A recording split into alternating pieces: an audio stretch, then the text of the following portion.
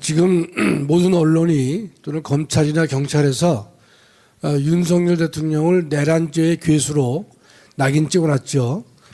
두 번째는 비상계엄을 선포한 날 한동훈이는 비상계엄이 위헌 위법이다 이런 말을 하고 있는데 상당수 대부분의 언론들이 여기에 동조하고 있는 것인데 과연 이번에 윤석열 대통령의 비상계엄 선포 행위가 위헌인지 그다음에 이번에 행한 것이 내란죄에 해당하는지 간단히 좀 살펴보도록 하겠습니다. 제가 갖고 있는 결론은 제목에 나와 있지만 내란은 없었고 비상계엄은 통치행위이기 때문에 사법부의 판단을 해서는 안 될 것이다. 이런 주제인데요. 좀 간단히 보겠습니다. 여러분 이게 크게 어렵지가 않아요. 우리 형법상 내란죄는 그 87조에 나와 있는데 국토의 참절 또는 국헌 문란을 목적으로 폭동하는 죄. 여러분 여기서 국토의 참절은 잊어버리시고요. 지금 문제가 되는 것은 뭐냐면 국헌 문란을 목적으로 폭동하는 죄 그랬거든요. 국헌 문란은 제가 뒤에서 바로 말씀드리겠지만 폭동하는 죄 그랬는데요. 여기서 그 폭동이 뭐겠느냐. 우리나라 대법원 판례가 있습니다. 두 가지 설명이 되는데 첫 번째는 뭐냐면 폭동이 되기 위해서는요. 한 지방의 안녕과 질서를 파괴할 정도로 대규모여야 됩니다. 한 지방의 안녕과 질서를 파괴할 정도로 대규모라야 폭동이라는 개념을 충족한다 이 뜻입니다. 가만히 있어. 그 예를 들면 광주 사태죠. 뭐 광주 사태가 되는 것이고요. 그렇죠. 예, 근데 뭐 여수를 점령했다든지, 여수 반란 사태. 예, 순천을 점령했다든지 이렇게 한 지역의 안녕과 질서를 파괴할 정도로 대규모라 되거든요. 간단히 묻겠습니다. 이번에 이런 대규모의 폭동이 있었나요? 없었죠? 없었다면 이 내란죄의 구성 조건이 두 가지인데 국헌 문란과 폭동이 있어야 되는데 폭동이 아예 없다면 내란죄는 더 이상 논할 필요가 없는 것입니다. 그다음에 두 번째를 잘 더 보시면요. 이게 5.18 사건에서 나타난 판례인데 다수가 결합하여 폭력을 행사하며 그랬는데 우리 대법원은 이런 말을 했어요. 적어도 한 지방의 평온을 해야 할 정도의 위력을 보여야 된다. 적어도 한 지방의 평온을 해야 할 정도의 위력이 있어야 폭동이 된다고 얘기를 했어요. 제가 개인적으로 말씀드리는 것이 아니라 우리나라 대법원 판례에 나와 있는 것을 알려드리는 것이에요. 그럼 이번에 적어도 여의도를 중심으로 해서 영등포 전체가 평온을 해야 할 정도의 위력이 있었습니까? 전무했습니다. 따라서 폭동이 없었기 때문에 내란죄의 구성 요건을 충족할 수가 절대로 없는 것입니다.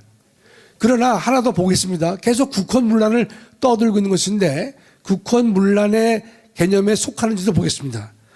여러분 이 내란죄는 워낙 중대한 범죄이기 때문에 여기서 말하는 국헌 문란이 뭐겠는가 학자들마다 해석이 분분할 수 있기 때문에 우리 형법은 정확하게 국헌 문란이 무엇인지를 규정하고 있습니다. 2호를 보시면 헌법에 의해서 설치된 국가기관을 강압에 의하여 전복 또는 그 권능 행사를 불가능하게 한다 그랬거든요.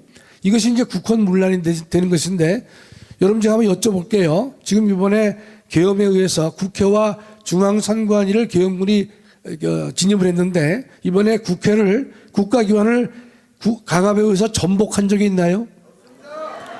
전복하지 않았잖아요. 그렇죠? 그다음에 권능 행사를 불가능하게 했나요?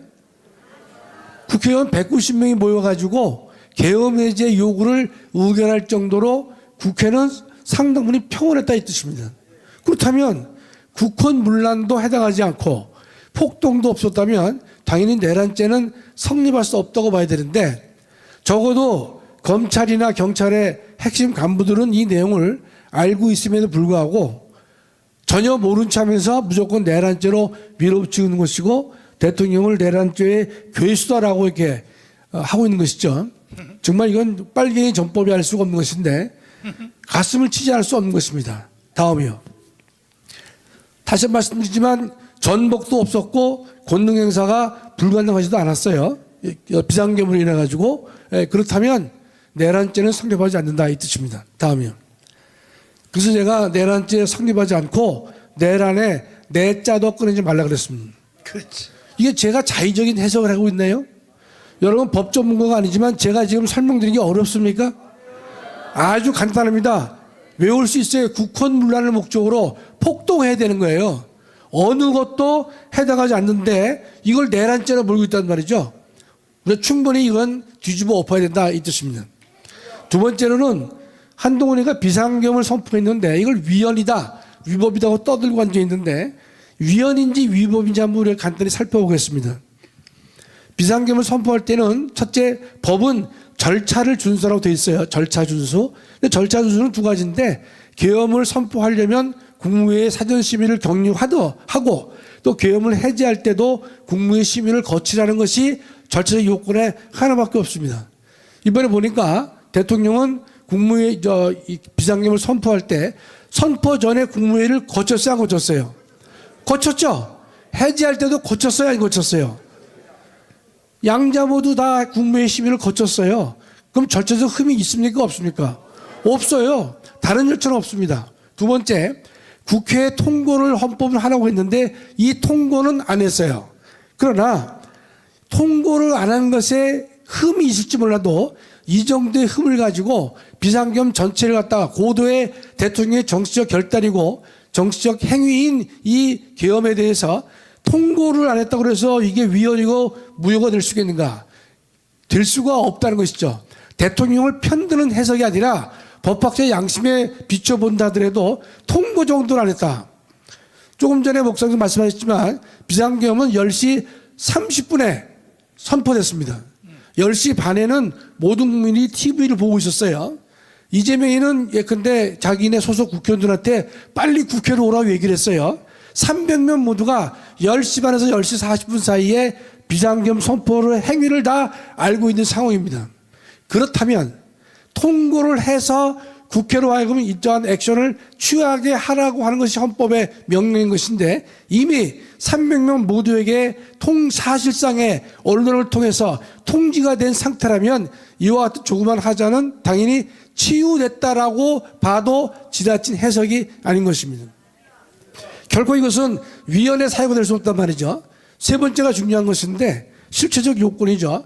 전시사변 기타 이에 준하는 국가 비상사태에서 비상계엄을 할 수밖에 없는데 국민의 반반의 의견이 갈릴 수 있어요. 과연 지금이 사변에 준하는 국가 비상사태로 볼 수 있겠는가?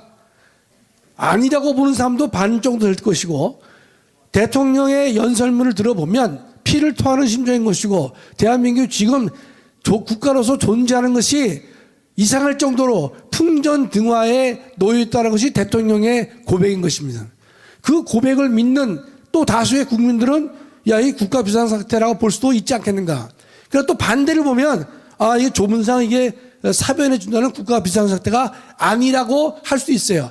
반반으로 나눠서 의견을 보자 이 뜻입니다. 이래야 객관적으로 우리가 접근하는 것이죠. 다음이요. 상황 요건에 대한 적부 판단이라고 했는데 이 상황 요건은 뭔가 하면 조금 전에 본 전시냐 사변이냐 기타 국가 비상사태인가 아닌가의 판단, 이걸 상황 요건에 대한 판단이라고 하는 거예요. 이 판단은 해당하느냐 안 하느냐의 문제는요, 대통령의 고유 권한입니다. 고유 권한이 말은 무슨 말이냐면 이 비상계엄은 국회의장은 발동할 수 없어요. 대법원장도 발동할 수 없어요. 누구도 발동할 수 없습니다. 누구만의 고유 권한이냐? 대통령만이 할 수 있는 권한이에요. 대통령이 근데 지금 전시사변 기타 기타 이에 준하는 국가 비상사태라고 해당하느냐 안 하느냐의 문제는 대통령이 판단하라고 헌법은 결정을 위임하고 있는 것입니다. 이런 걸 보통 뭐라고 얘기를 하느냐? 통치행위라고 말하는 것입니다. 자, 통치행위의 헌법적 개념을 제가 설명드려요. 고도의 정치적 성격을 지닌 국가작용으로서 사법부가 그 옳고 그름을 판단할 수 없는 행위. 예를 들어서 대한민국의 모든 국가 행위는요, 반드시 적법 여부를 사법부가 판단해 옳습니다. 다 해 옳아요. 그러나 뒤에 보겠지만 일정한 국가 행위는요, 사법부의 일개 판사가 옳고 그름을 판단하기에는 적절치 않은 행위가 존재한다는 것이 대한민국 국가뿐만 아니라 전 세계 모든 국가에도 당연히 적용되고 있는 것입니다. 예를 들어 보겠습니다. 뒷장이요. 국가 원수가 특정한 나라의 국가를 승인했습니다. 특정한 나라의 정부를 승인했어요.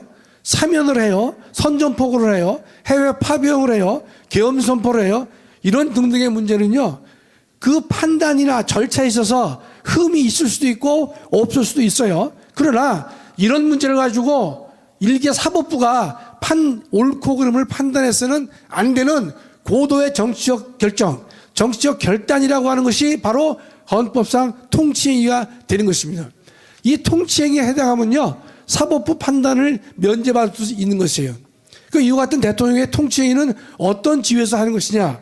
대통령은 두 가지 지위가 있는데, 하나는 국회의장과 이 대법원장과 동렬에 속하는 행정부 수반의 지위를 가지고 있어요. 그러나 대통령은 또 다른 지위가 있는데, 국회의장과 사법부의 대법원장을 뛰어넘는 한 국가의 대표로서 지위를 갖는 사람이 누구냐? 대통령이거든요. 이 대통령을 뭐라 하느냐? 국가 원수로서의 지위다, 이렇게 말하고 있는 것입니다. 그렇다면 이 통치행위는 삼부 요인 중에 하나로서의 대통령이 한 것이 아니라 한 국가를 대표하는 국가 원수로서 행한 행위일 경우에는 사법부가 적극 관여해서는 안 될 것이다. 그래서 우리 헌재 판례를 제가 소개했죠. 세 절줄에 보면 대통령의 결단은 존중되어 오른 것이다. 과거 노무현 대통령 때 이라크 파병을 했어요. 이라크 파병에 대해서 옳다 그러다 시비가 붙었습니다. 헌법재판소까지 갔어요. 갔을 때 뭐라느냐? 대통령이 국군에 대한 해외 파병은 고도의 정치적 판단에 해당하는 것이기 때문에 사법부가 판단을 자제해 옳다. 이게 통치행위의 본질이에요. 그렇다면 지금 77조에서 많은 사람들이 비상계엄의 요건에 된다 안 되다가 의견이 갈릴 수 있겠지만, 국가 원수의 지위에서 지금 이런 방법이 아니고서는 평상적인 법치주의 방법으로서는 해결할 수 없는 상황이라고 대통령이 판단을 해서 피 끓는 심정으로 대한민국을 구하기 위한 구국행위를 가지고 내란이라든지 내란죄의 수괴라고 명명한 것은 절대로 한 글자도 동의할 수가 없는 것입니다.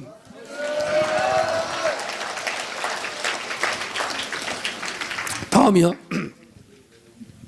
통치행위의 또 다른 예를 설명드리면, 김대중, 노무현, 문재인이가 북한을 방문했습니다. 방문해서 연방제 통일 합의를 해왔어요. 이럴 때 연방제 통일 합의한 것은 위헌입니다. 헌법 4조, 대한민국 헌법 4조에 명백히 위헌에 어긋나기 때문에 위헌이라고 하지만 5천만 국민 중에서 3명의 대통령이 북한을 어떻게 갔느냐? 국가보안법 위반이 아니냐? 이런 말을 한 사람은 아무도 없습니다. 왜 안 했을까요? 대통령의 그 같은 행위는 통치에 속하기 때문에 국가보안법 차원을 뛰어넘는 행위가 되어서 논하지 않거나 못하는 것입니다. 과거 박정희 대통령님께서 이후락 중앙정보부장을 북한에 몰래 보냈습니다. 김일성을 만나서 남북 합의를 좀 해보려고 하는 행위를 하신 적이 있거든요. 그때 이후락이 목숨 걸고 갔단 말이죠. 대통령의 분신으로 갔어요. 갔다 왔지만 북한을 다녀왔을 때 반공법이나 국가보안법 위반이라고 말한 사람은 대한민국에 5천만 중에서 단 한 명도 없었던 뜻입니다. 바로 이것을 뭐라 그러냐? 통치행위라고 하는 것이고, 이 통치행위는 사법부의 판단에서 배제된다, 이런 의미가 되는 것입니다. 다음이요. 우리가 헌법에서 이 같은 비상계엄, 계엄을 허용하는 이유는 뭐겠느냐? 그건 우리나라만 허용하는 것이 아니라 전 세계 모든 헌법은 하나도 빠짐없이 계엄 선포권을 다 가지고 있는 것입니다. 이 계엄은 어떠한 한계 상황이냐, 어떠한 어려움이 있느냐, 힘과 자유가 극한적으로 대립하는 것입니다. 계엄에서는 힘이 강조되겠죠? 여러분, 오늘 부산 시민들은 똑똑한 분이 많기 때문에 하나 추가로 말씀드리면, 계엄과 저항은 비슷합니다. 저항이 비슷해요. 저항권 행사가. 저항권은 국민의 자유를 강조한다면, 긴급권은, 계엄은 힘을 강조한다, 이런 차이가 있는 것이지 똑같습니다. 실제로는 저항권이 국민의 인권이나 생명을 보호하기 위해서 목숨 걸고 몸을 던지는 것이 저항이라면, 계엄은 뭐냐? 대통령이 국가를 지키기 위해서 목숨 걸고 국가를 지키는 행위가 바로 계엄이 되는 것입니다. 힘과 자유가 부닥칠 수밖에 없는 상황이에요. 두 번째는 국가 위기 상황에서 자신의 일부를 파괴하더라도 전체를 구하려는 극한 조치가 바로 계엄이 되는 것입니다. 병원에서 수술하는데 의사가 얘기를 해요. 왼쪽 다리를 자르지 않으면 당신 죽는다. 어떡합니까? 다리를 잘라요? 못 잘라요? 자를 수밖에 없죠. 생명을 구하기 위해서. 그렇다면 일정한 권한이 제한되고 자유가 제한될 수 있다 하더라도 자신의 일부를 파괴해서 하더라도 전체를 구하려는 조치가 바로 계엄이란 본질을 우리가 정확하게 이해해야 된다 이 뜻입니다. 셋째 줄, 영원한 자유를 위해서 잠시 일부의 자유를 포기하는 그런 것을 용인하는 게 뭐냐? 그게 바로 계엄이라는 뜻이에요. 이와 같은 계엄에 왜 정당화되느냐? 다음이요. 이와 같은 계엄은요, 평상시에 법치주의 절차, 방법, 조직 가지고서는 국가의 위기를 극복할 수 없는 상황이 도래할 수 있다는 것을 예견할 수 있단 말이죠. 그렇기 때문에 모든 헌법은 그런 상황이 도래했을 때는 계엄에 의해서 극단적인 조치에 의해서 그 나라를 구제해야 될 것이다. 이렇게 갈 수밖에 없는 것이에요. 여러분, 사람이 물에 빠지면 모든 수단을 강구해서라도 살아나야 되겠죠. 그렇죠? 그럴 때 어떻게 합니까? 구하는 사람은 빠진 사람의 머리를 먼저 때려요. 기절시켜요. 그래야 끄집어낼 수 있어요. 그럴 때 머리 때린 행위를 폭행이라고 보면 됩니까? 그게 폭행입니까? 살리기 위해서 때렸단 말이죠. 그런 현상이 우리의 계엄이 되는 것이에요. 국가가 멸망 앞에서는요, 어떠한 조치도 취할 수가 있어야 된다 이 뜻입니다. 제가 우리 부산 시민을 위해서 한 장 더 준비했는데, 목사님 잠깐 물 좀 마시겠습니다. 물을 안 줘가지고. 내 거야. 네. 강사 차별이 너무 심해. 물론 뭐 합리적 차별이지만요. 지금 목사님이 토요일 날 우리 다 천만 나오자고 말씀하시잖아요. 왜 그렇게 써요? 첫째 줄, 대한민국의 국가기관은 특히 검찰, 경찰은요, 이성을 상실했어요. 이성을 상실했습니다. 지금 예컨대 대통령을 출국 금지시키고 있어요. 대통령을 체포 구금하려고 하는 일들이 벌어지고 있단 말이죠. 제가 조금 전에 보니까 국민의힘에서 대통령을 했다가 내년 3월이나 4월에 그만두게 하겠다는 거예요. 그래서 2개월 지나서 대통령을 다시 뽑겠다는 거예요. 이런 미친놈들 같은 하고. 그게 될 얘기입니까 그게? 두 번째, 국가기관은 이성을 상실했지만 언론기관은 타락했습니다. 지식인은 양심을 저버렸어요. 목회자들은 정교분리 뒤에서 숨고 침묵하고 있단 말이죠. 훌륭한 목사님도 많이 계세요 대한민국에. 그래서 저는 한번 묻고 싶어요. 대한민국 목회자들한테 정말 진정 하나님의 음성을 듣는 분인지 하나님의 말씀을 뜻을 묻기도 하는지 저는 심히 의심이 들지 않을 수가 없다는 것입니다. 이런 상황에서 대한민국을 구하기 위해서 어떻게 자기가 어떤 태도를 취해야 되는지 하나님 앞에서 바로 서야 되지 않겠냐 이런 뜻입니다. 그렇다면 우리가 기댈 곳은요 우리밖에 없어요. 우리밖에. 주권자인 국민이 일어서서 정의를 바로 세워야 될 것이다 이 뜻입니다. 부산은 워낙 큰 도시라서 한 장 더 준비했어요. 뒷장이요. 대한민국은 피투성이 된 상태에서 버려진 아이와 같습니다. 피투성이 된 상태에서 버려진 아이란 말이죠. 여러분 지금의 돌아가는 뉴스를 보십시오. 이 피투성이 아닙니까? 그렇다면 우리가 구국의 마음으로 행해진 계엄이 내란죄 괴수가 되어버렸어요. 대통령을 출국 금지하는 초유의 사태가 발생했죠. 경찰, 검찰, 공수처가 서로 경쟁하듯이 자신을 내세우고 있는 것이고 수사기능을 자처하면서 싸움박질하고 있다는 말이죠. 대통령 권한을 일기에 정당 대표가 좌지우지하는 헌법적 근거 없이 이게 대한민국의 피투성이 아닙니까? 저는 대한민국은 이미 피투성이가 된 상태라고 보는 것이에요. 마지막. 죽었어. 다음이요. 하나님께서는요 에스겔에게 피투성이가 되더라도 살아야 된다고 2번이나 에스겔서에서 말씀하신 바가 있는 것입니다.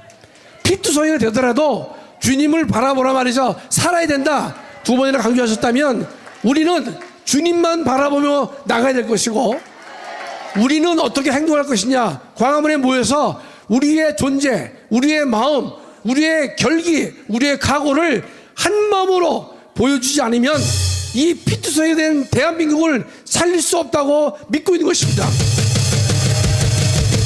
천만이 모여서 정의를 외친다면 사탄의 세력은 반드시 무너질 것이라고 확신하고 있습니다. 감사합니다.